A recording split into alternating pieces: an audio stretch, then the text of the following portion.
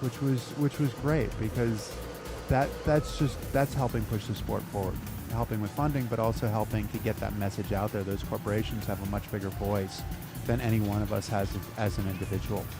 Mexico always has a great team.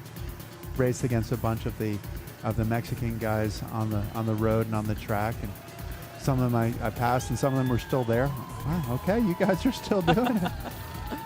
Makes me feel younger in some ways that they're still there.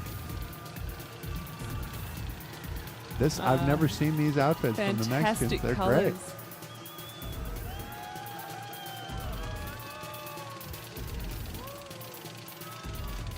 There we go, Jaime.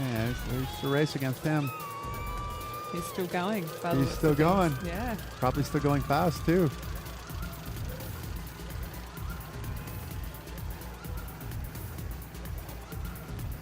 It's kind of cool to get those shots of the crowd, too. Absolutely. And just see. Yeah, officials from their respective countries. And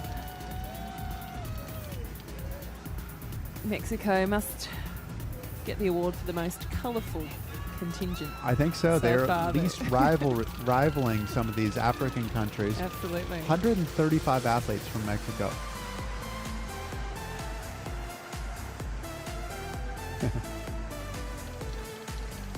And dancers are still dancing. Oh, it's amazing. Still on their feet. Quite a sombrero there, too.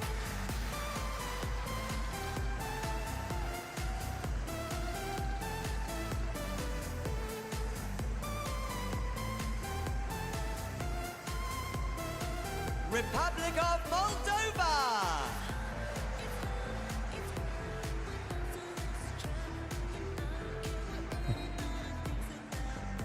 Happy to be here. 6 athletes from Moldova.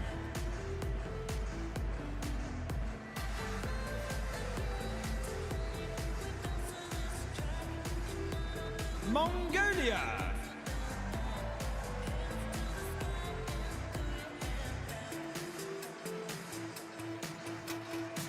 And a pretty good contingent from Mongolia. 13 athletes from Mongolia.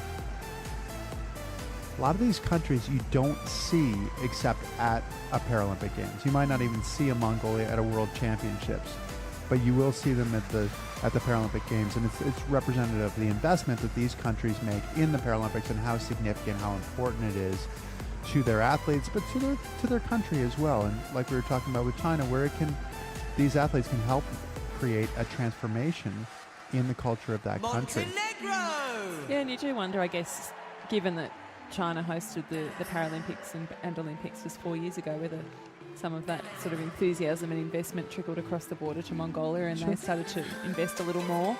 And also, having proximity to China and perhaps access to facilities, or at least some good people to compete against at a regional level. Or maybe even some of the television coverage. True. So you're getting to see it for the first time. Sport is an amazing bond for a lot of people.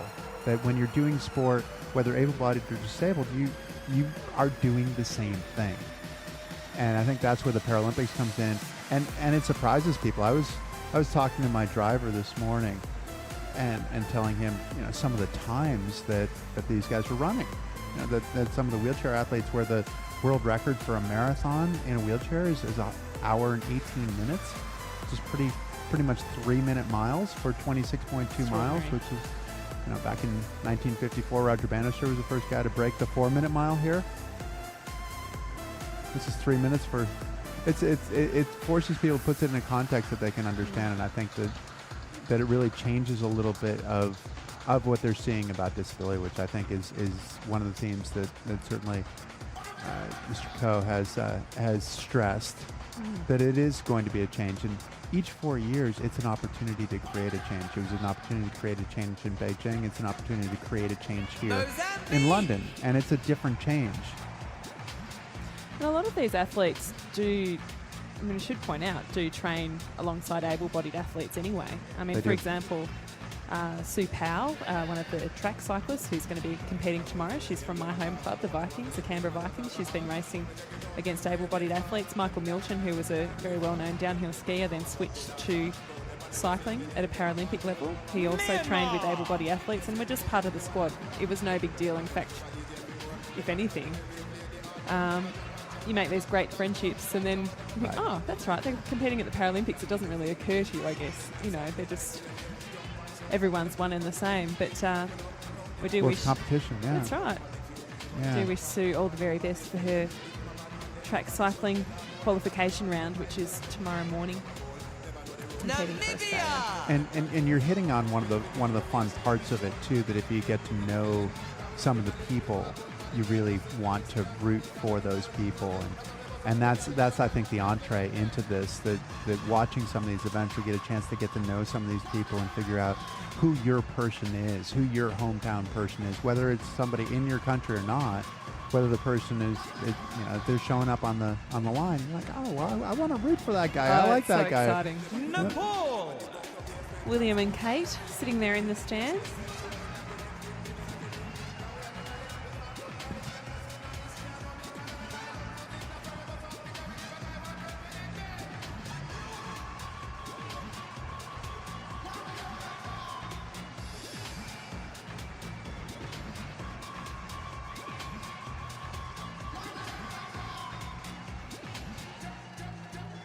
Netherlands. So the Dutch come into it.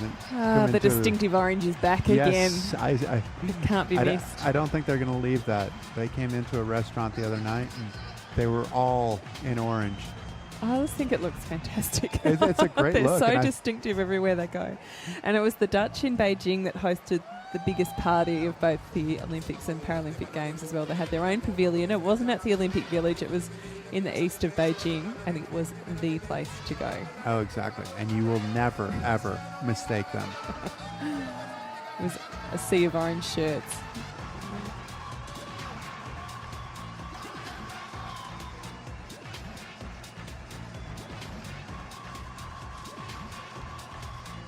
Great wheelchair tennis players. She looks like she missed the departure time. She may have, or maybe Yeah. she just didn't want to stand around, so she slipped into the stadium earlier and missed the marching. New Zealand. One of your neighbors down there. Indeed, fierce rivalry we have with New Zealand, and see that came to the fore during the Olympics. We'll see what happens during the Paralympics.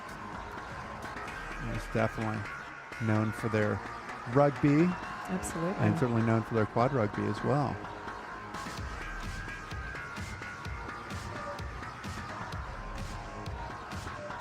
Yes, fierce rivalry in rugby and netball as well, which of course does not feature at the Olympics or the Paralympics, but at the Commonwealth Games, netball is played. Another country that's leaving winter, coming to summer That's right. to come compete. Hoping that they'll get a lot of warm weather probably here in London.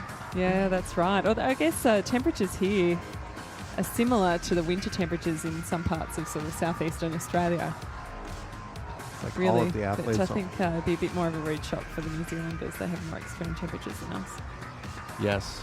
Well, it's interesting. I remember leaving Niger! winter to go do the LA Marathon one year, and it was 80 degrees in the middle of March, and that was a bit of a shock to the system. can So imagine. it really can be a shock, not just that long plane ride, but just different temperatures, different climate.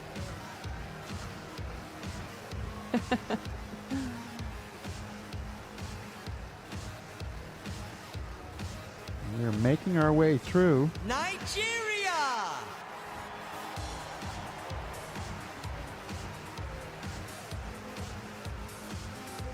Still have a few more countries to go. We do, but we're a bit over halfway through. Oh yes, most Yeah. definitely.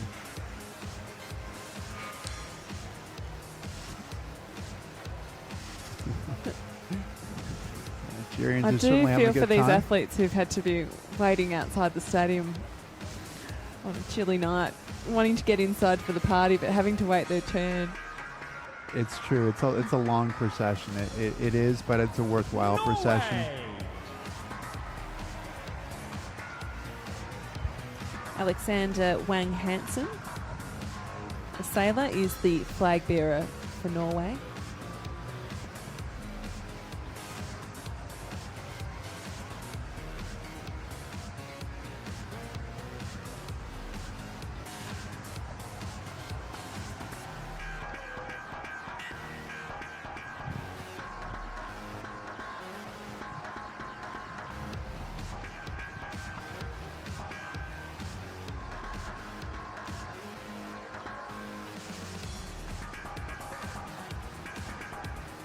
there's so much that goes into Oman! preparing this stadium for the opening ceremonies.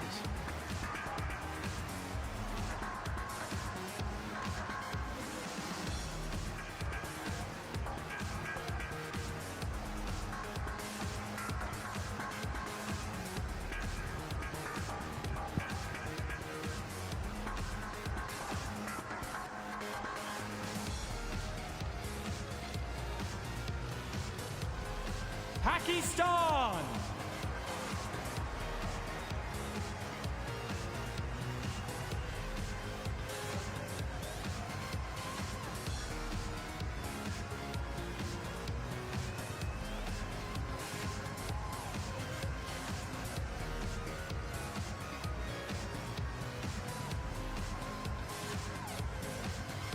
Palestine!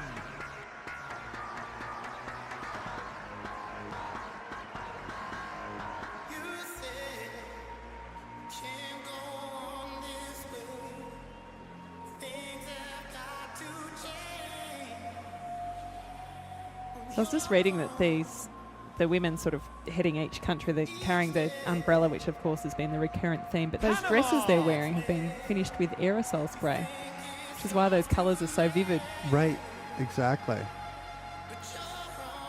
The umbrella's continuing to be a feature, and of course we can't forget that big umbrella right in the centre. We're going No. to see what's going to happen to that very shortly.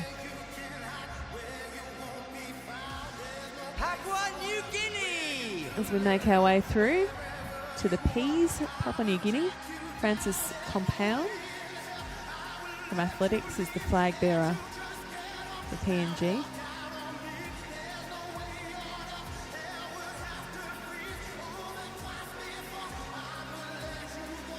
And there's no less excitement. They might have been waiting a while to come out here, but there's no less excitement, that's Absolutely. for sure. If anything, it's more impressive because Peru! they've had so much patience. Oh, it is. Now it looks wonderful to see all of these athletes, and it's each time they come through, and there's certainly no less excitement for the No, people it's in the great. stands. Each time a new country comes through, there's that moment of anticipation, and they're probably trying to work out, well, what's the next Yeah, that's what's the right. next country in the alphabetical order here? And then they announce it. Philippines! Philippines.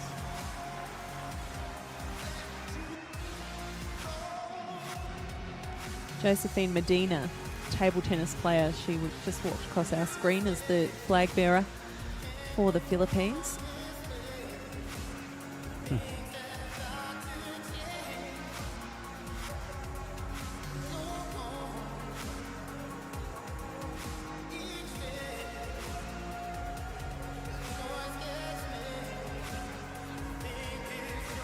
Poland!